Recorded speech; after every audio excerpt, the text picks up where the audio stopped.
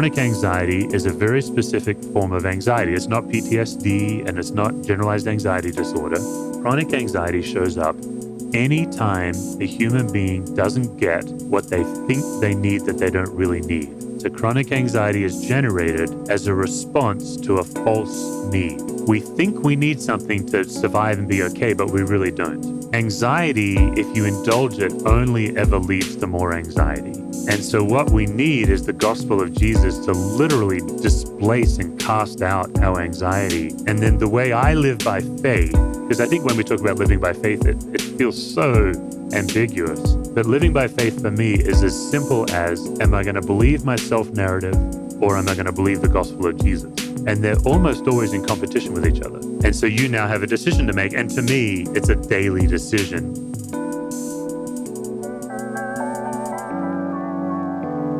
The Ferment. You're listening to the Ferment podcast, conversations about worship and transformation. Today's guest is Steve Cuss. Steve is a pastor and the author of the book, Managing Leadership Anxiety, Yours and Theirs.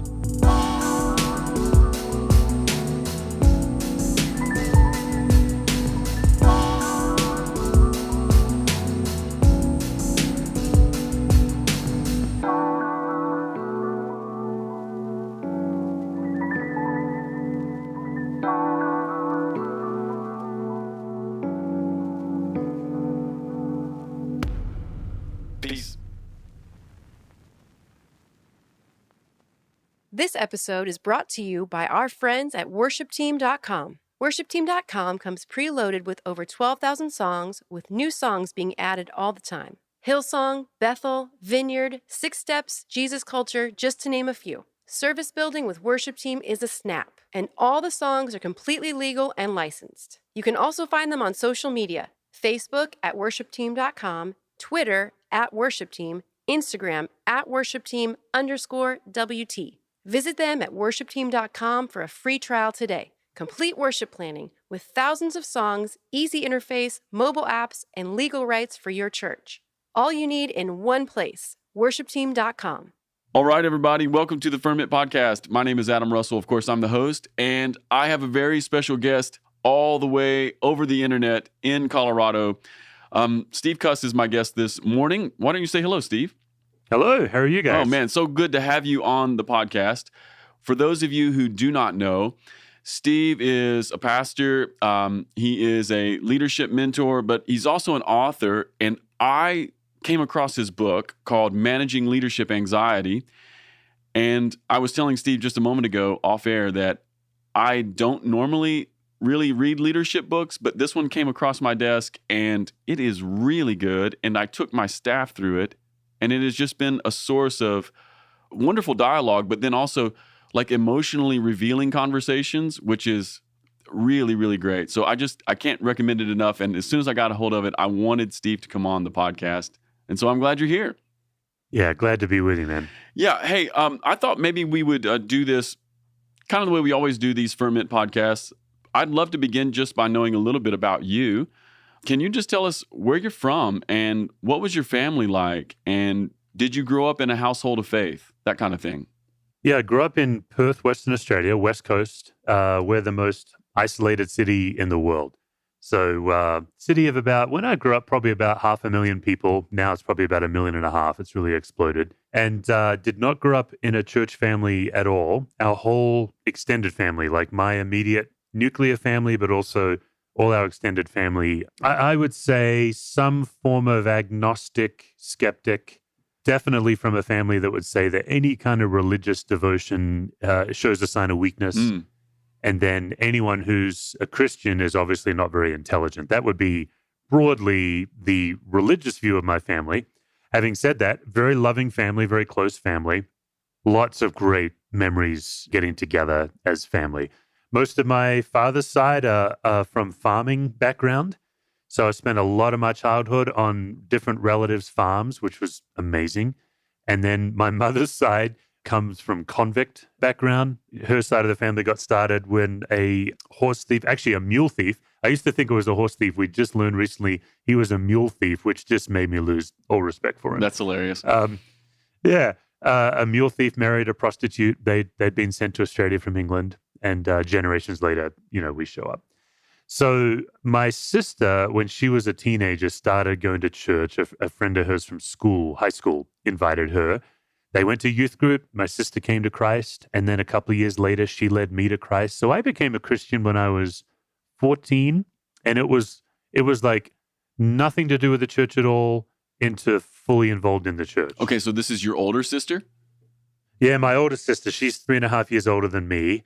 And to this day, we're the only believers in our family, in our extended family. Wow. Okay, so she just goes to youth group, gets touched by God, and then shares that with you, and you're instantly all the way in. Yeah. Yeah, it's interesting. People talk about how the term in the Bible being lost, if somebody's lost, how that's like a pejorative term. I would just say it's a very descriptive term, and that's how I felt. Like when the Bible talks about somebody who's lost and then found, I was a suburban kid. I've got a pretty boring testimony. I never really gave my parents any trouble. I was a straight kid. I've never been drunk. I've never been high. Like I remember having one puff of a cigarette when I was 8 and thinking, yeah, no, that's not for me. Yeah. So I'm just a straight arrow suburban kid, but I did know I was lost. I was absolutely lost. And Jesus found me, and that was incredible news. My parents got pretty concerned when both of their kids suddenly became, I think, what they would describe as religious freaks. It's interesting, when you're a teenager, you're full of angst and you're always trying to define yourself. So I was convinced that we were being persecuted for the sake of the gospel, Yes, of course. Now that I'm a parent, I would say my parents probably thought we'd joined a cult and were probably trying to protect us from, as good parents. So fast forward all these years, my parents still are not followers of Jesus. My uncles, aunts, cousins, none of them, but we've got a very close relationship. We talk a lot about it. It's interesting for sure. I've been in the church now, 3.5 decades. And there's a lot of ways where I still kind of look at it like an outsider, probably because of my family of origin. Amazing. So when did you not just become a Christian, but when did things, I'm imagining, amplify for you so that you became a pastor? Because that's a big step, not just being a Christian, but going all the way into the ministry and saying, this is what I want to do with my life. Yeah. So I think I was 14 when I got baptized. And I just turned 17 when I really felt the call of God to be in ministry. I'd graduated high school. I was in university to study to become a vet, which is all I'd ever wanted to do with my life. A rural farm vet. I'd grown up on my uncle's farm and my great uncle's farms, and I just thought, well, what a life. And I was 6 weeks into university and just absolutely miserable, doing what I thought I was born to do and no happiness at all. And so I took the study break and just sat on the beach and prayed and really felt God saying, look, I'm calling you into the ministry.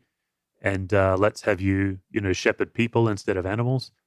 And I just remember saying to God, what am I going to tell my parents? Because they were still pretty cautious and suspicious about our church activity. And it took me a week to find the courage to tell my mom and dad, I remember. And I remember sitting them down. It was like 11:30 at night. They ran a small business and it was bookkeeping season. So they were doing a lot of hours at work. And like my mom would roll in at 11 p.m. and my dad would roll in at midnight or something. And I remember saying, I don't remember which one came home first. I just remember saying, look, there's something I need to tell you. And I've been afraid to tell you. Can you not go to bed? Can you wait till dad comes home or mom comes home? I don't remember the specifics, but they waited. And I said, look, I know I'm in university to be a vet. I want to be a minister.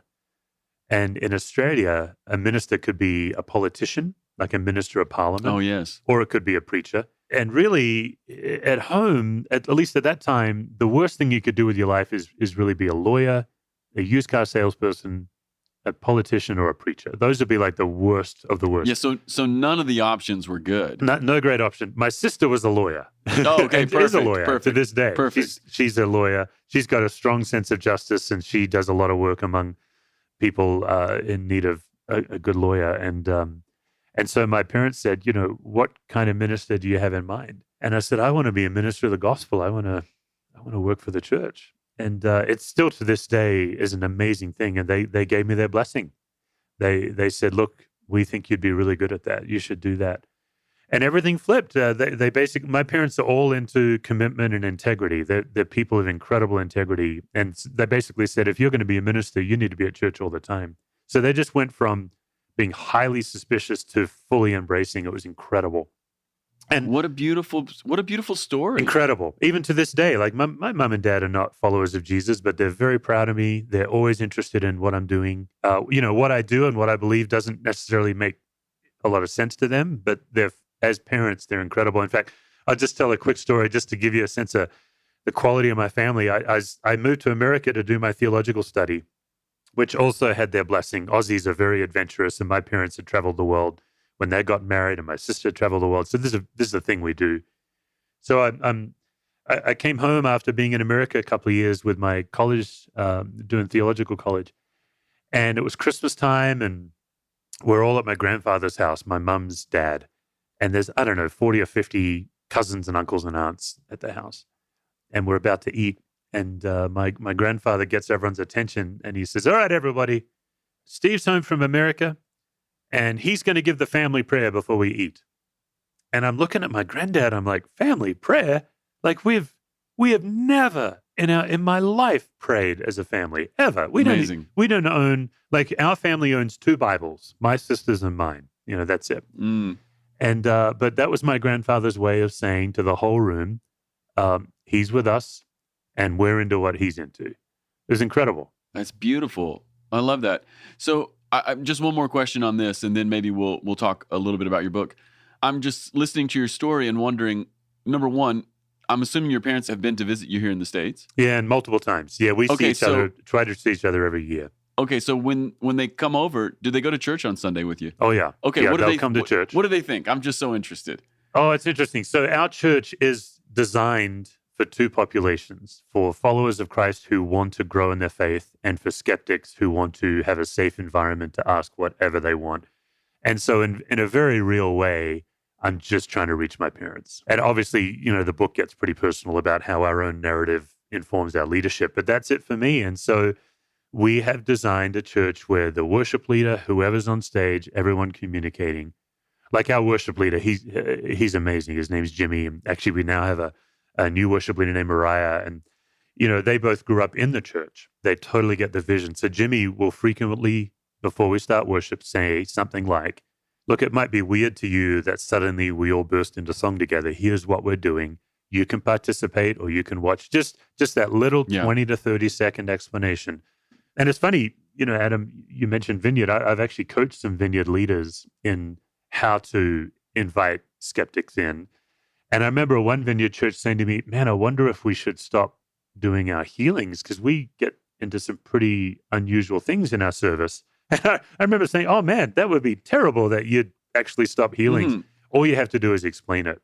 All you have to do is say, "Hey, here's what's about to happen, and you can participate or not." So my parents love it. We built a building for our church. We were a portable, struggling church plant, and we were able to raise money and build a building. My parents gave money to the building project. I love that. It's incredible. And then I so love that. Yeah, they wept. I toured them through the building, and they were tearing up. And I was tearing up. It was really emotional. And, on the one hand, it's an incredible story of what God's doing. And what's also true is if I were like running a soccer league and I built a soccer stadium, same story. Like, they're just looking for ways to be proud of their son as parents. But it is beautiful. I mean, considering, I've given my life to something that my extended family generally thinks is nuts. It's pretty amazing. Yeah. Steve, just hearing your story actually makes your book make a lot more sense for me. Yeah. We're going to get into some of this, but just even ideas like differentiation, like hearing your story makes concepts like that are in your book make so much more sense for me, and just the way that you've maybe even embodied it. So I just want to say thanks for telling your story. Well, and I have to say, my parents have also embodied it. Like, I would hate for anyone to be listening to this story and not be hearing really how my family's remarkable. So I'll give you a quick example. I know we need to get to the book, but my parents, for several years after I grew up in the city, they then retired and moved onto a farm, 500-acre farm, or what we like to call in Australia a backyard, And so my mum and dad got new neighbors, and they're just getting to know each other. And the neighbor asks my dad, "Oh, do you have kids?" "Oh, yeah, I've got a daughter and a son." "Well, what does your daughter do?" And my dad said, "Oh, she's a lawyer." Oh, well, then what does your son do?" "Well, he's a He's a preacher. Oh. And literally, my dad was telling me, he said, literally, this guy's looking at me like, what's wrong with you as a parent that your kids would turn out so terribly?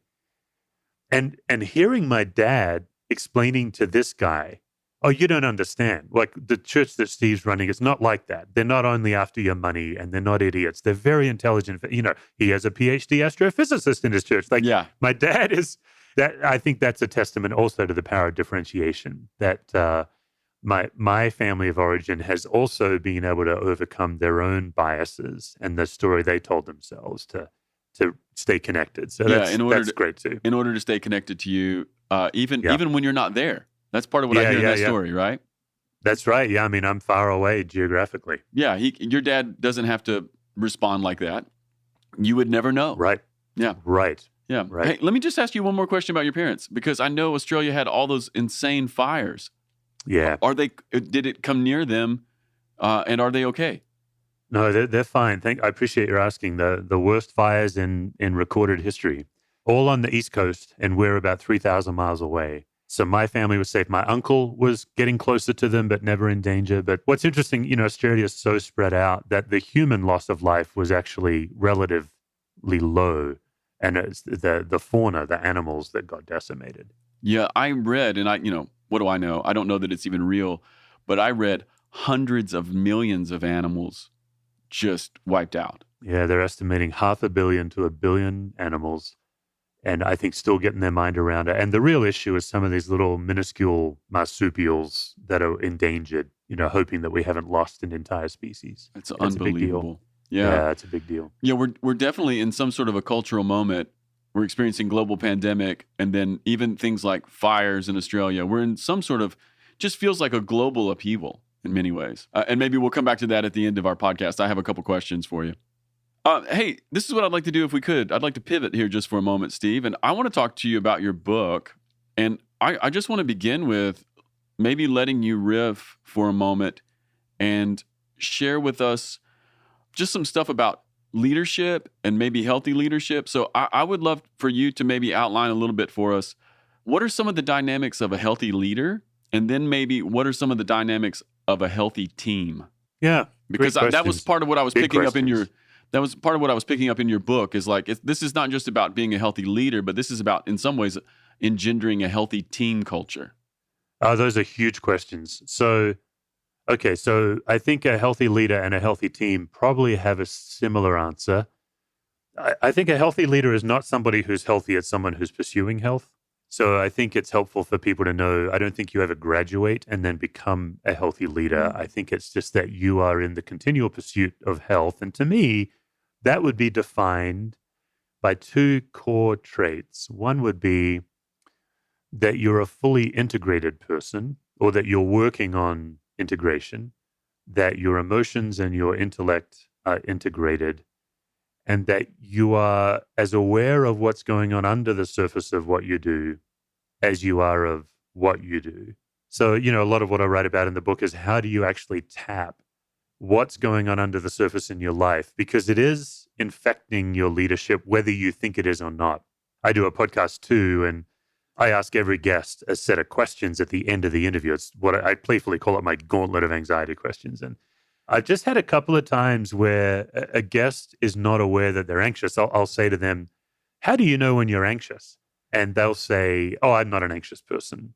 Because what they mean is I'm not generally afraid of much, and I don't seem to worry much. And then I'm never interested in like exposing a guest or putting them on the spot, but I'll just say, well, you know, what is your spouse if they're married? How does your spouse know when you're anxious? Yeah, to and the then core. Then they'll give me a look. Yeah. Because, you know, my youngest child's now 13, but she could tell me clearly when I was anxious when she was 9. Clearly. She just knew. Because everybody knows when your shadow side shows up. So that would be the second side of a healthy leader, is you are mindful of the negative impact of your actions on others, and you're able to do repair and to work on the negative impact. So I think, therefore, a healthy team is one where everybody is aware of what's bubbling under the surface in each other, and everybody both at the same time has grace for the impact of another, but also holds them to account for it. Yeah. And so, like in my case, I'm the lead pastor in my church. I'm the boss of all, but I have key leaders who can come to me and say, "Hey, you're not well right now. I'm noticing you're doing that thing again." And sometimes I'll be combative in the moment. I'll be defensive, but I've done this enough to go back and be able to say thank you and do repair. And so it's not about suddenly becoming like some kind of Yoda, where you're the guru. It's I think you've created a culture where people can come as their full integrated selves, and then you can also help each other move toward health. Yeah. So part of what I hear you saying there is a healthy leader and a healthy team are both growing in some very specific kinds of self-awareness. Yeah, for sure. And self-awareness is a hot topic right now. So yes, self-awareness is a good start.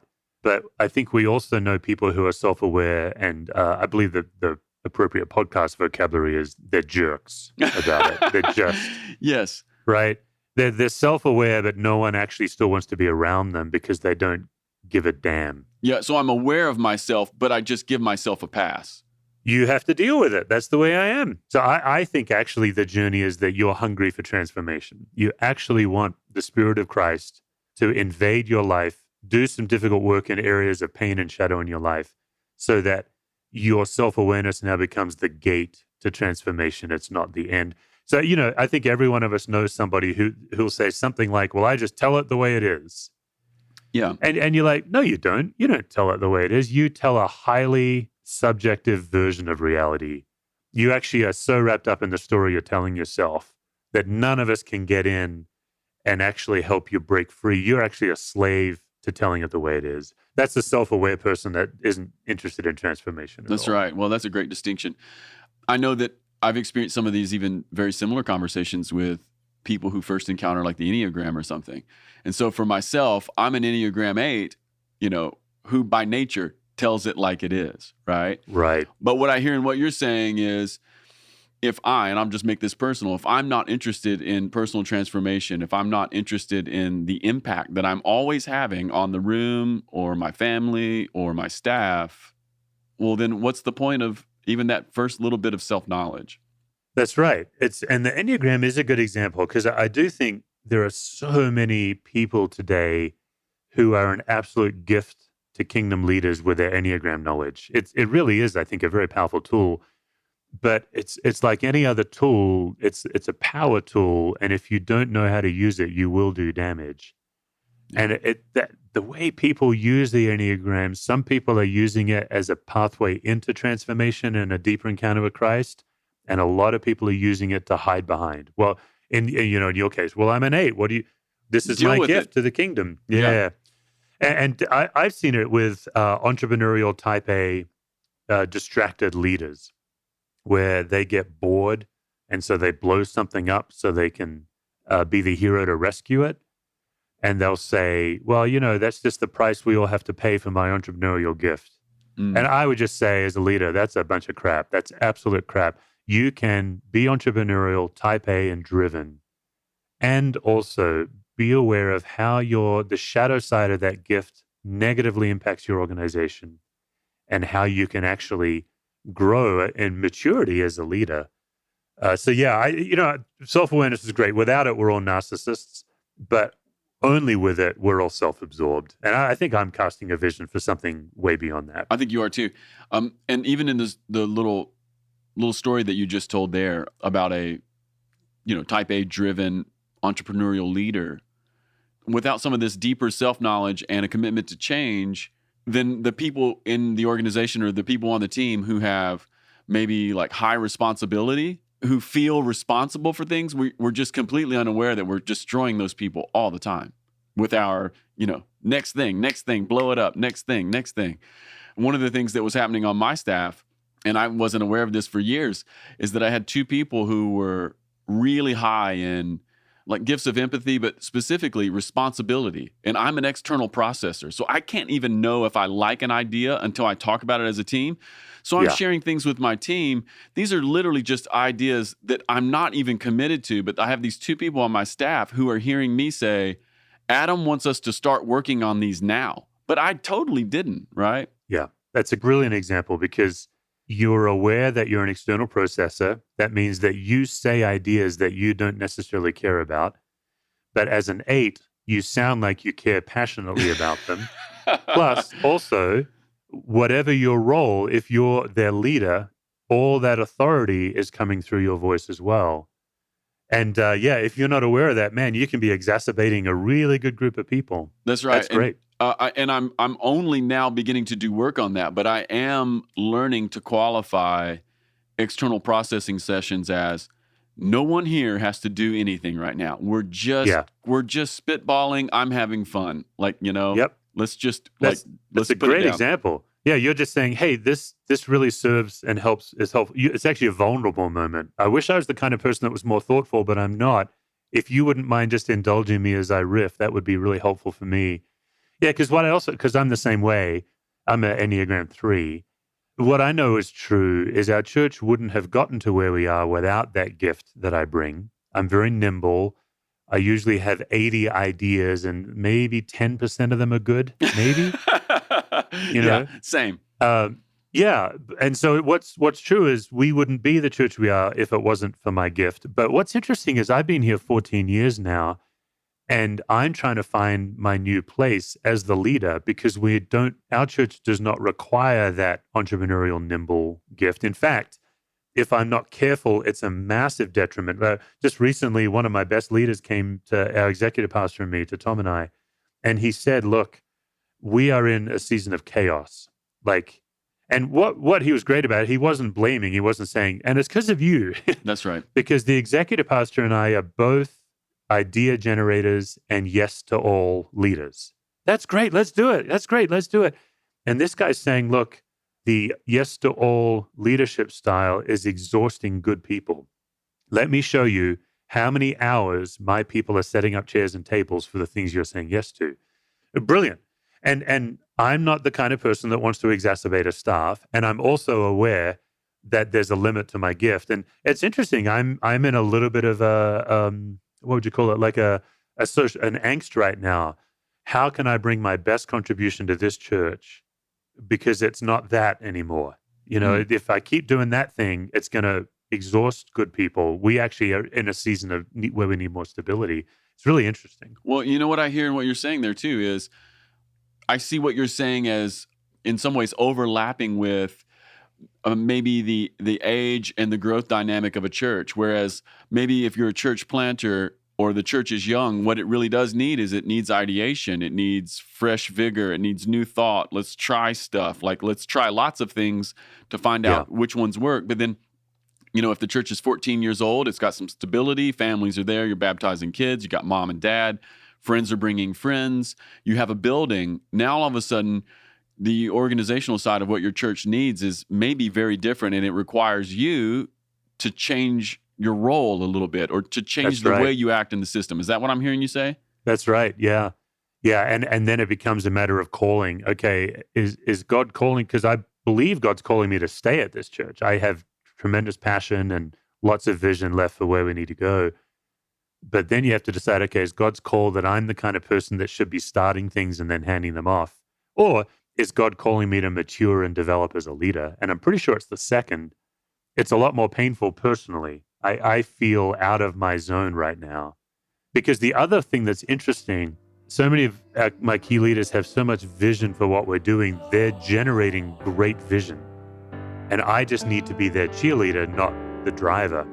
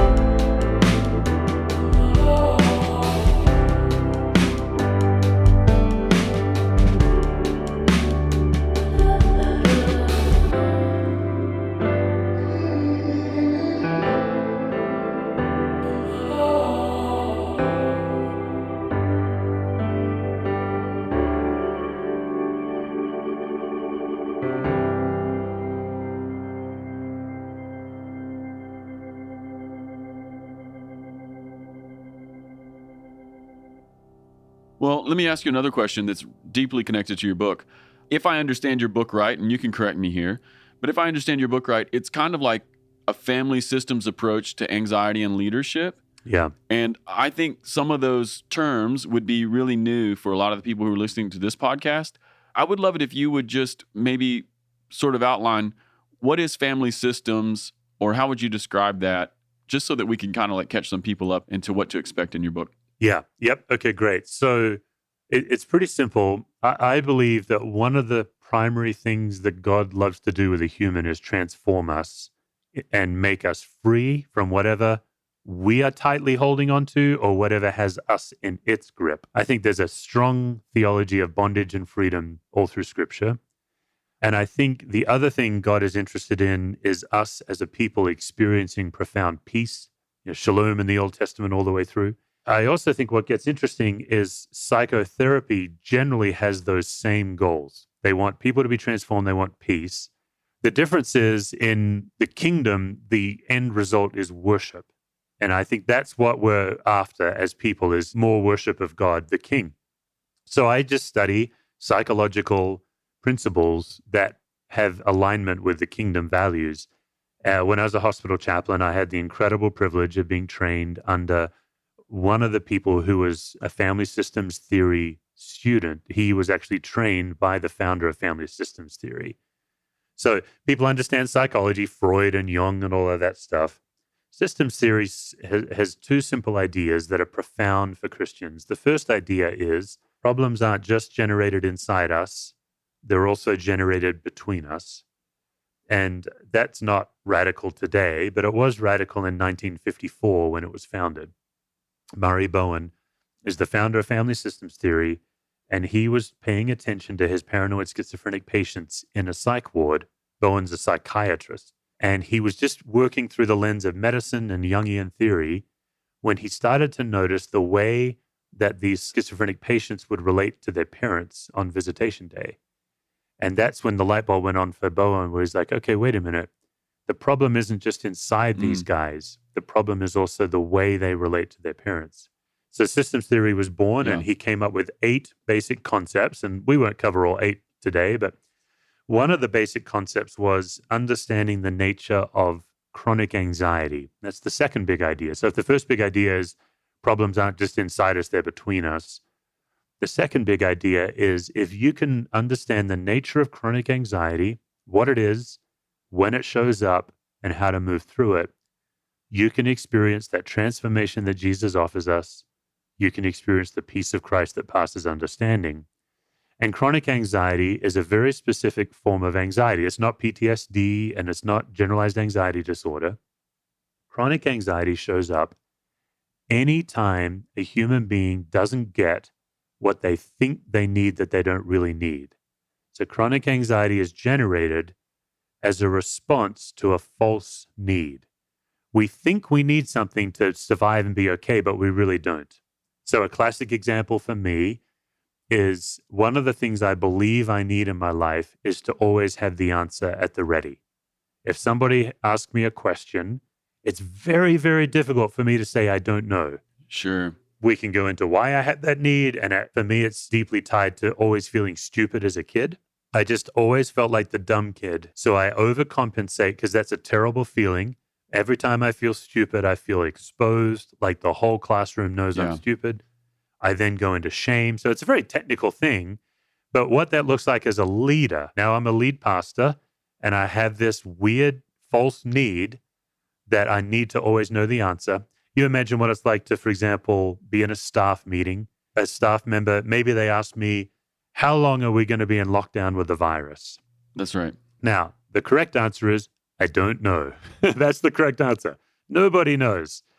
But I have this false need to know. Then where things get really interesting is if a leader can start to identify, okay, what is something that I think I need that I don't really need?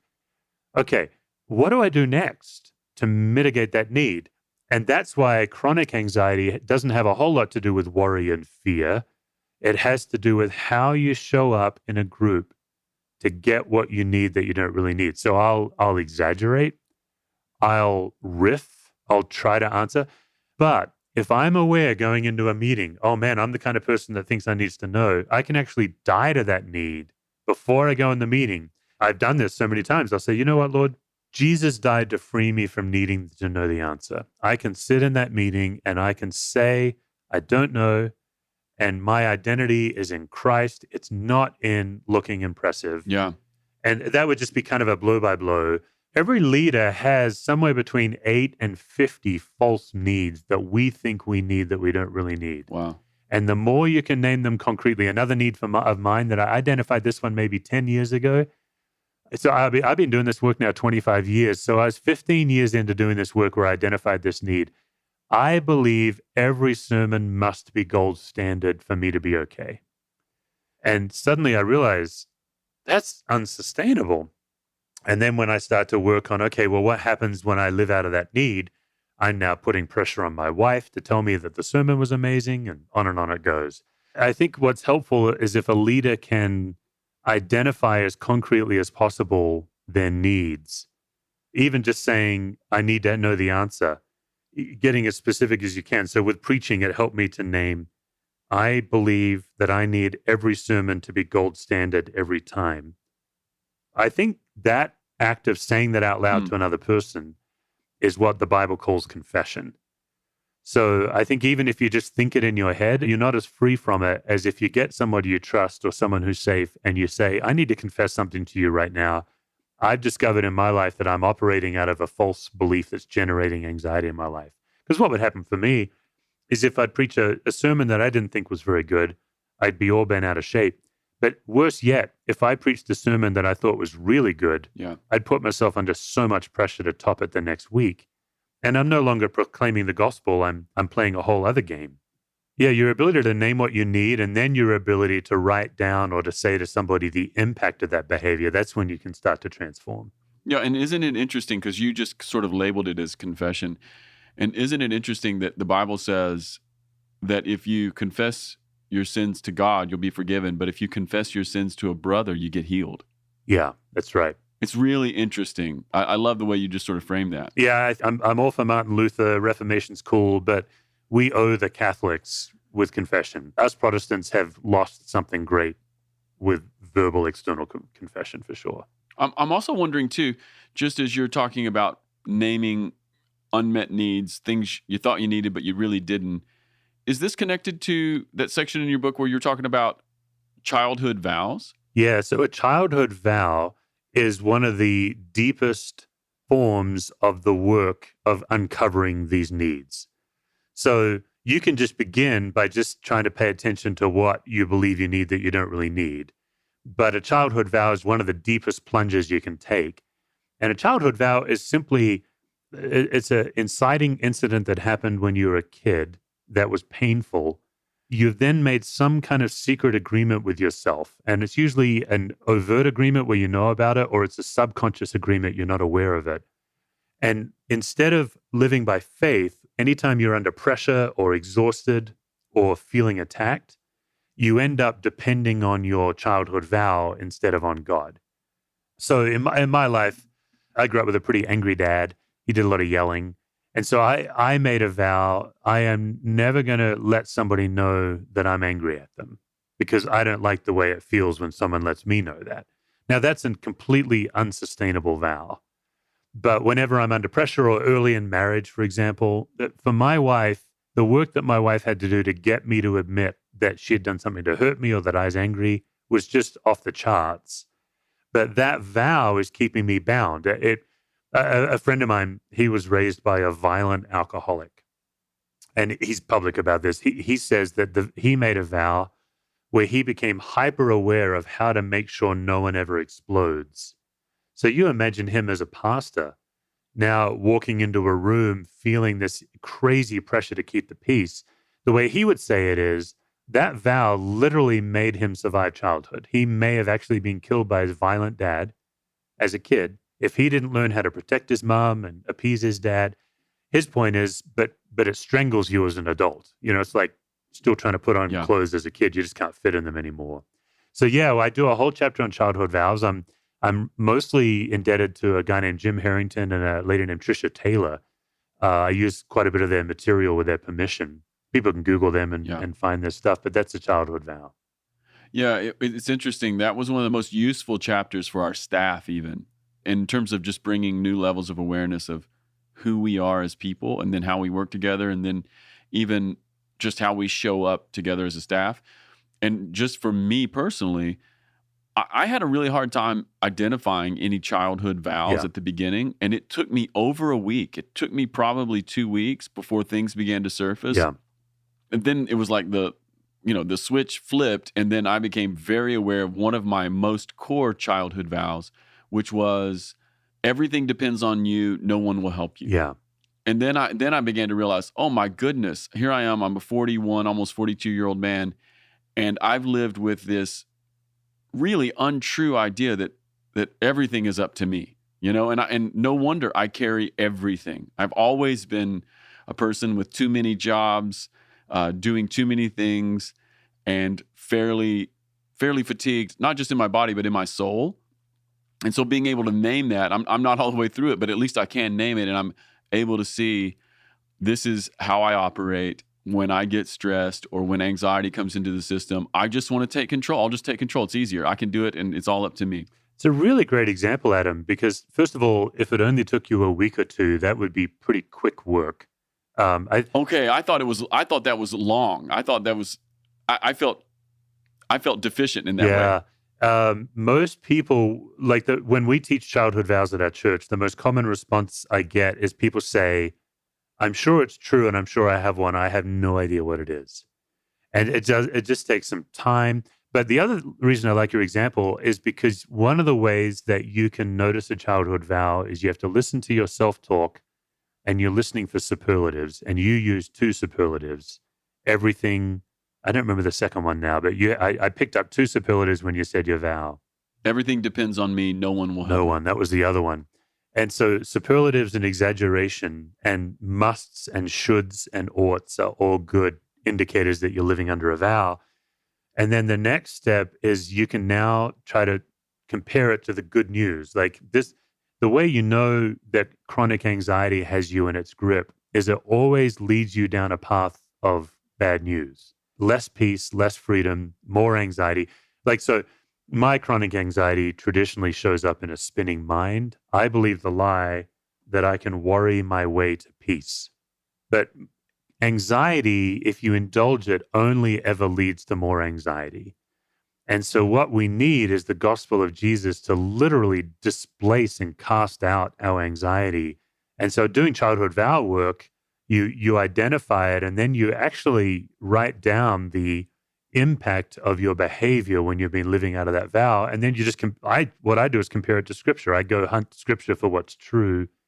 And then the way I live by faith, because I think when we talk about living by faith, it feels so ambiguous. But living by faith for me is as simple as, am I going to believe my self-narrative, or am I going to believe the gospel of Jesus? And they're almost always in competition with each other. So your belief that it's always on you is in direct competition with the gospel, which is it's always on God. And so you now have a decision to make. And to me, it's a daily decision. And so if I was in your shoes, Adam, or if I was coaching you, I would just say, okay, set your stopwatch for about 3 years. That's about, if with daily practice, it'll take about 3 years for that vow to dissolve its grip on you. Wow. And so now you've got 3 years where you have to be very kind to yourself, because you've been living out of that vow for about 40 years. And that vow's... Yeah, that's right. It's been a constant companion. It's gotten you through some tough times. It's gotten you probably very productive. It's probably had people affirm you. Oh, wow, Adam, man, we can count on Adam, that kind of stuff. Well, and that's been part of the revelation for me beyond the childhood vow has been all the ways in which I've been affirmed by it. Yeah. People look at me and go, oh, Adam's really high capacity. Boy, if we need something done, let's count on Adam. And then you take that as part of your identity. And that's where it gets really tricky, is sometimes people will do this work and they'll say, oh man, if I do all this work, am I just going to be some kind of a hippie who lays around in a hot tub the whole time smoking weed? And I was, maybe. But more likely, you will still be productive. Like, for example, my vow about gold standard sermons, I still have a genuine drive to preach the best sermon I can every week because I believe that's glorifying to God. The difference is I'm not in the grip of it anymore. That's the thing, is like you will still be a productive person. You'll still be a very responsible person when you've gone through all this, but you will no longer be in its death grip. It'll now become a tool that you can offer the kingdom rather than something that has you in a squeeze.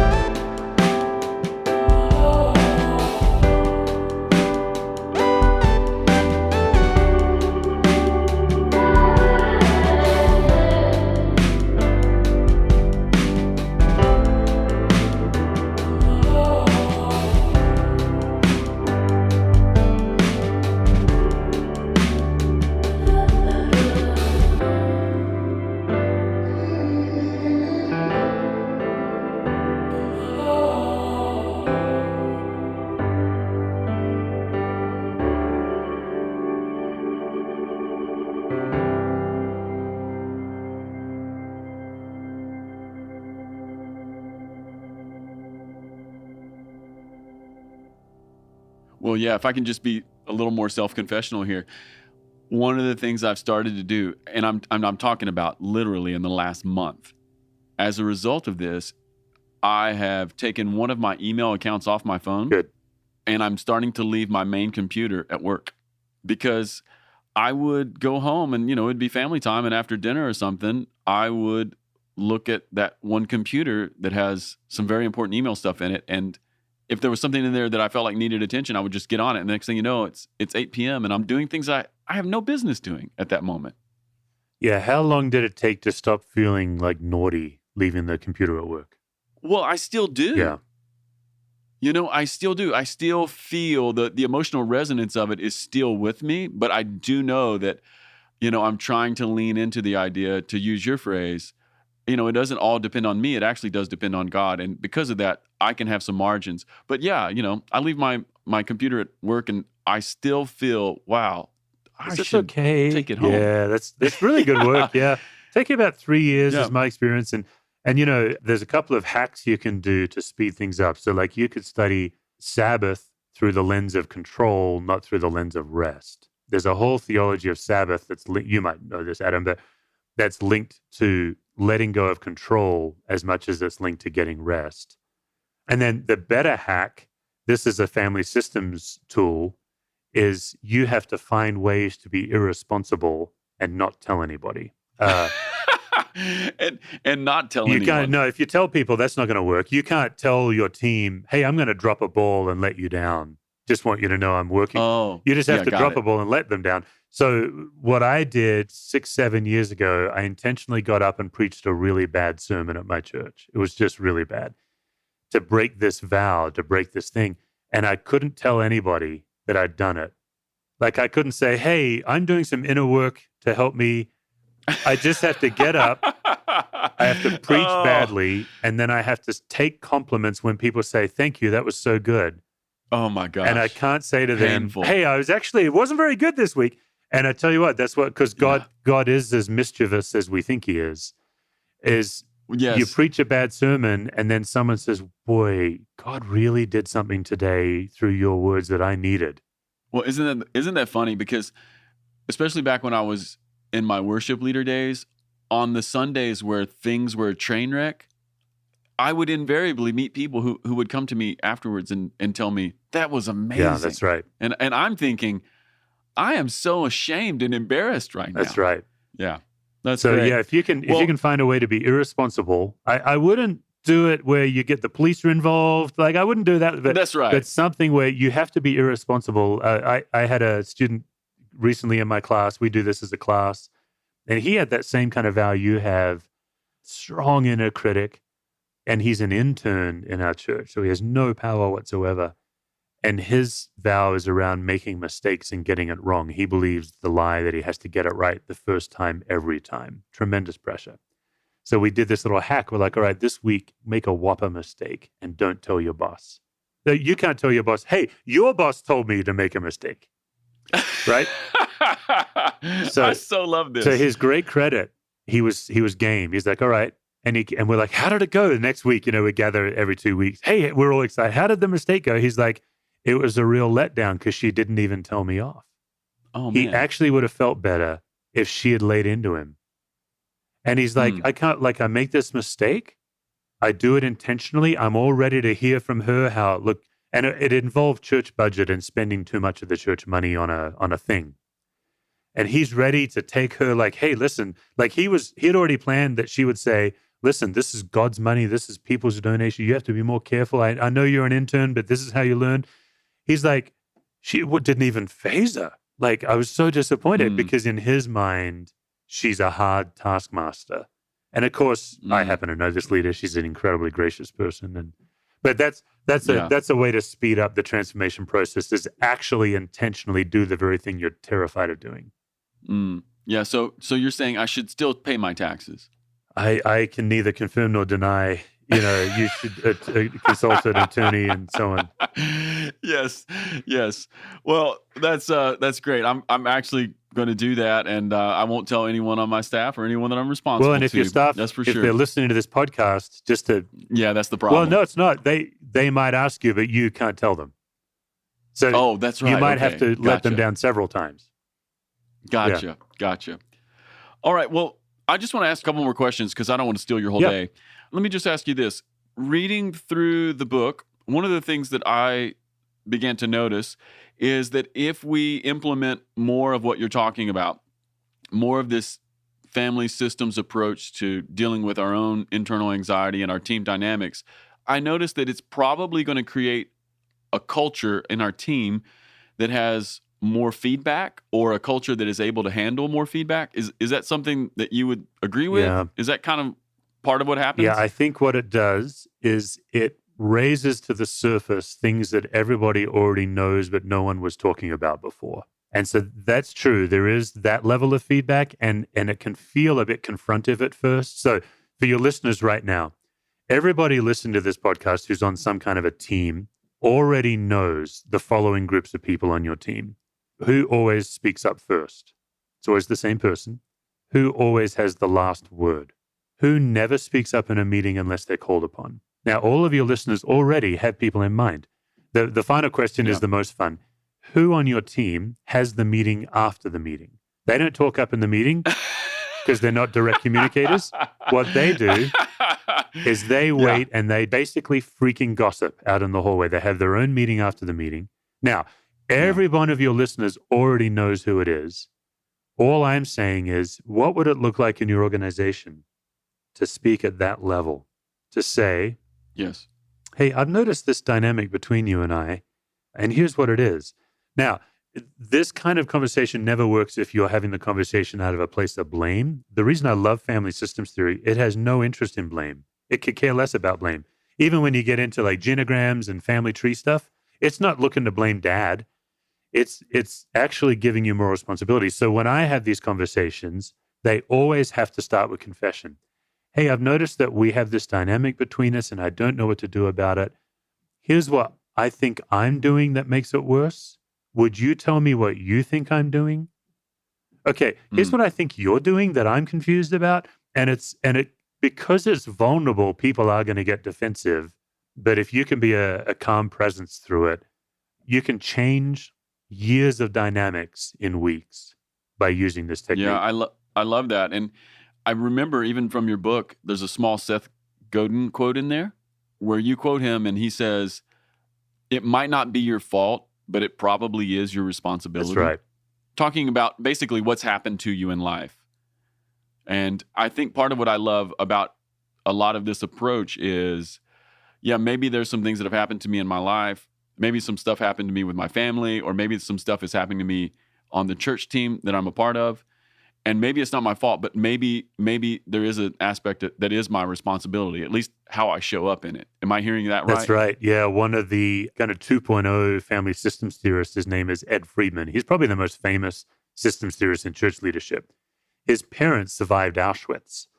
So he has no tolerance for victim mentality in any of his writing. And you'll see this theme. Like, he doesn't care what happened to you, only how it impacts your team and how you can now have the power to overcome it. And I think that is the gift of systems theory, is that it actually gives you the freedom to take responsibility and to not blame your people. Like, most of the dynamics that are bad in my team, I have responsibility for because I'm the number one leader. So I have the most power to make things better, and I have the most power to cause damage. And it's unbelievably humbling how much my emotional health factors our team's health. It's really disturbing, but that's reality. Yeah. Well, let me just ask you two more questions here. Number one, we've already sort of referenced this a little bit. Clearly, we're living in really strange times. It's a global pandemic. Anxiety is, in my estimation, up for a lot of people. I'd say so. And I know a lot of the pastors and worship leaders I'm talking to, we're all kind of scrambling, trying to figure out, how do we keep being the church? How do we stay connected? So many things. I'm just wondering, what would you like to say to pastors and leaders and worship leaders who are trying to lead in this kind of a moment? Yeah. So one of the concepts in systems theory is called societal regression. If anxiety happens between us, the big idea is that anxiety is always contagious in a group. Again, your folks can notice it. Just look at your staff, watch someone get anxious on your staff, and then watch all your staff catch that anxiety the way you catch a cold. So anxiety is always contagious in a group unless there's a non-anxious leader or a differentiated leader in the room. So Murray Bowen, the founder of systems theory, he just took that concept and put it on an entire society. And he says, same idea. Anxiety is contagious in a society. We catch each other's. The more anxious the society's leader is, the more anxious the society is. Regardless of your political persuasion, I don't care if you're a Republican or a Democrat, we have an extremely highly anxious president. We always have. That's right. And you can see at every press conference, he's just anxious and he is full of shame. He carries unbelievable levels of shame that he doesn't know what to do with. And it's turned into, in my opinion, pretty pathological narcissism. And once again, Democrat or Republican, I don't care. So we are being led by an anxious leader. And then social media is one of the fastest ways that anxiety can get caught in any system, because we're shrinking each other down to two-dimensional objects rather than human beings. So here's what I would say is we need non-anxious, calm leadership more than ever. We need it at a local level because we're not getting it federally. Now we are, like Anthony Fauci, the doctor, he would be a phenomenal example of a calm presence. In our state, our governor, Jared Polis, is doing an incredible job of being a calm presence. And I wish I had a Republican governor so people wouldn't be listening to this thinking I'm anti-Republican. I assure you I'm not. Yes. But so we need our local leaders to be calm presence. And that means that our worship leaders and our pastors, we need to spend time figuring out, how do you know when you're not okay? Because most leaders don't actually know when we're not okay. The people around us know, but we don't know. We're often the last to know. So I would say, first of all, we can do more work on understanding when we're anxious, some of the work you and I have been covering.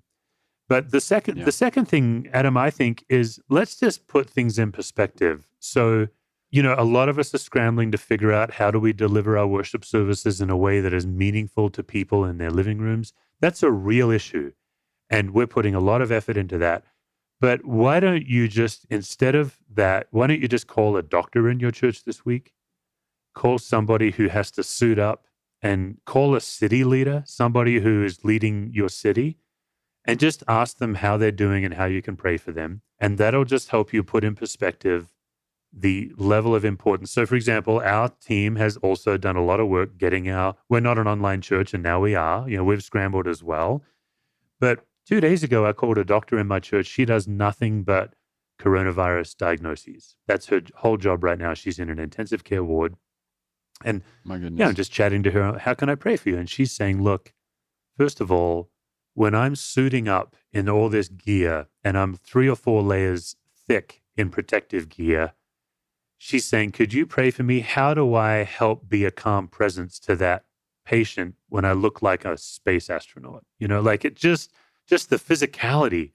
And then she says, That's right. and would you just pray that I'm protected when I go home to my young kids? Yeah. Now, that suddenly makes me realize, you know what?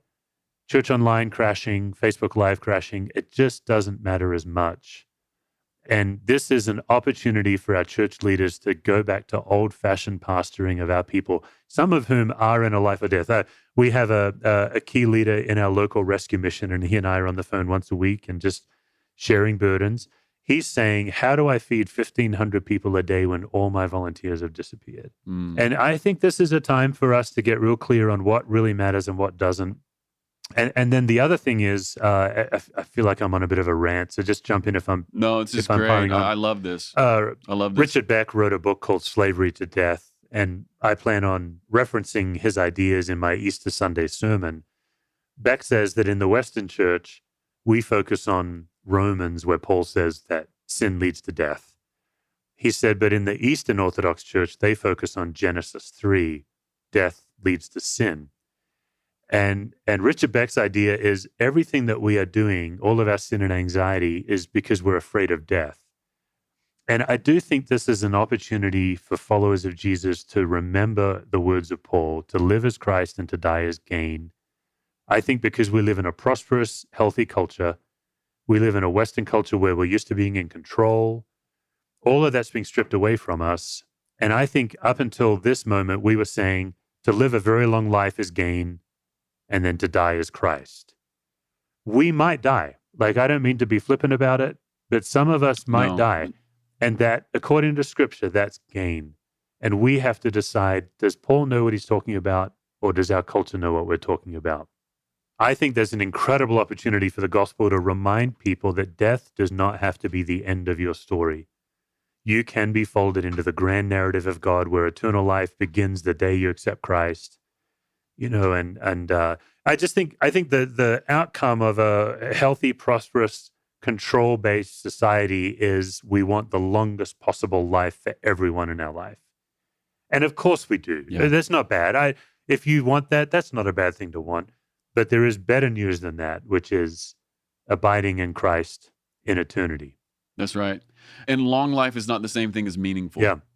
Yeah, but of course, in our culture, we want a long, meaningful life. Like, we want it all. We want it all. We want it all, don't we? Yeah. We want it all. Well, hey, that's really great wisdom. Thank you, Steve. Yeah, you bet. Hey, let me ask you one more question. And this is the question we ask everyone on the podcast when we finish up. I'm just very interested in what you're dreaming about these days. What's the dream that's alive in your heart?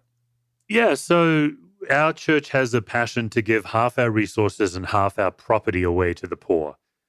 And it's a big, audacious dream. We're 10% of the way there, and we just need more resource. And so I'm dreaming about how can we, it feels like we're on a 20-year journey, and I'm impatient. How can we make it a 7-year journey? That's what I'm dreaming about for our church, because we're in a wealthy city that, as a general rule, we export our poor to get help.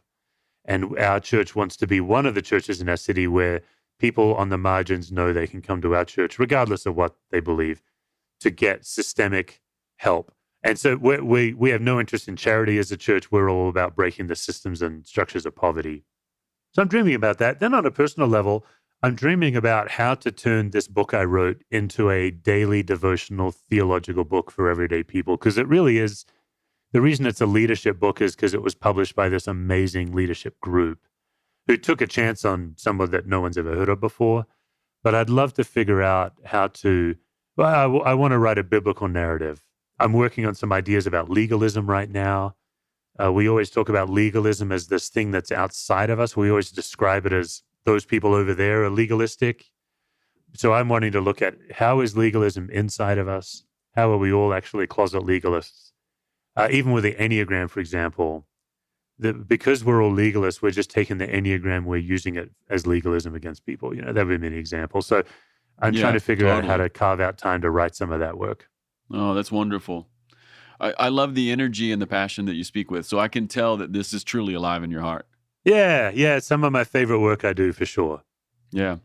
Well, Steve, I just want to say thank you for coming and sharing your heart and your ministry with us. This is all very helpful. This is going to help a lot of people. So just thanks for giving us an hour of your day. You bet, Adam. Thanks for having me on the show. That's right.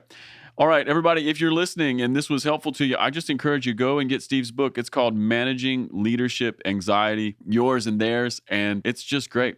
All right, everyone. Peace.